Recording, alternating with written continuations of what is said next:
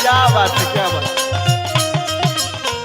आई सुनी सभे, आई भैया, हम गायक पंकज परवाना रउआ लोगन के पैर छू के सादर प्रणाम करतानी।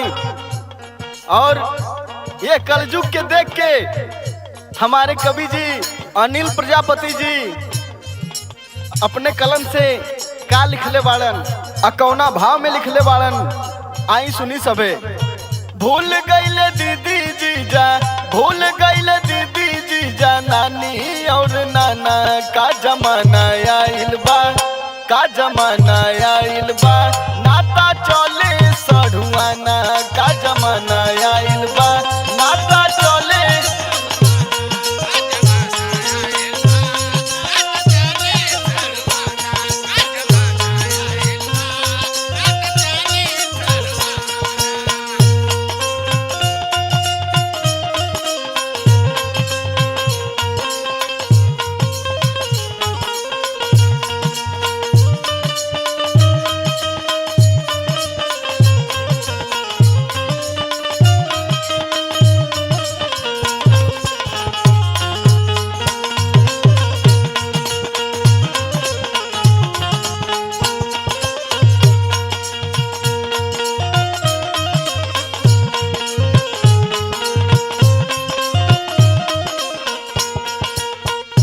और भैया का लिखले हुमन कवि जी हमरे।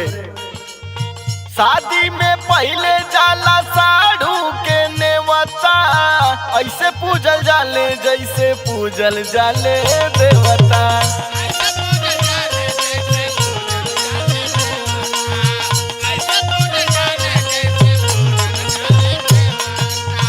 शादी में पहले जाला साढ़ू के नेवता, ऐसे पूजल जाले जैसे पूजल जाले देवता। साली के साथे जीजा, साली के साथे जीजा, मिलके खाए खाना का जमाना आइल बा, का जमाना आइल बा, नाता चले सढ़ुआना का जमाना आइल बा।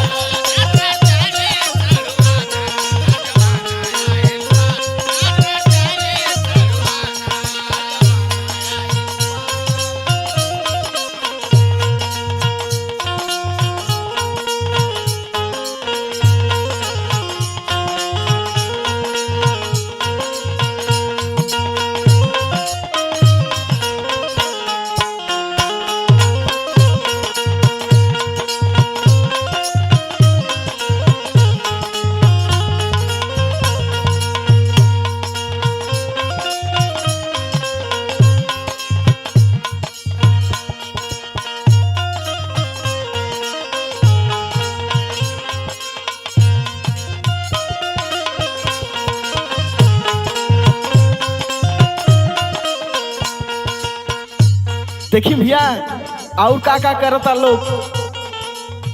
कबो नहीं ले ले मामा फूफा के हाल हो, साली के रोज रोज ले ले हाल चाल हो।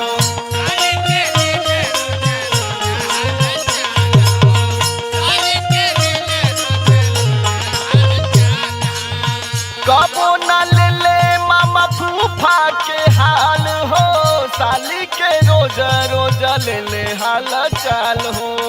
साढ़ू घर जाए खातिर, साढ़ू घर जाए खातिर करे ले बहाना का जमाना आइल बा, का जमाना आइल बा, नाता चले सढ़ुआना का जमाना आइल बा, नाता चले सढ़ुआना।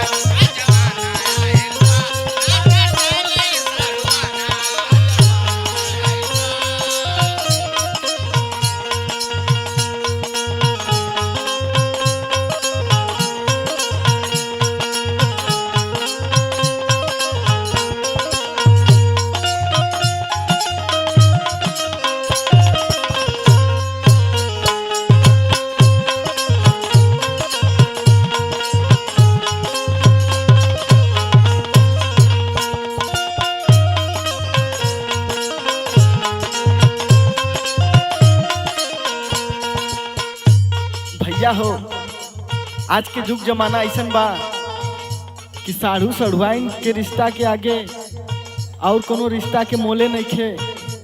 आगे कवि जी लिखले हुवन। कहे अनिल देखा बदल गइल दुनिया, आजू के लइका नहीं बुझले पुरनिया।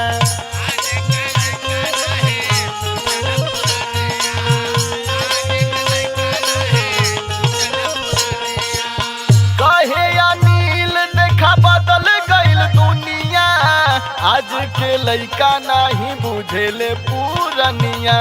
बदल गइल पंकज कहे, बदल गइल पंकज कहे, कलयुग में जनाना का जमाना आइल बा, का जमाना आइल बा।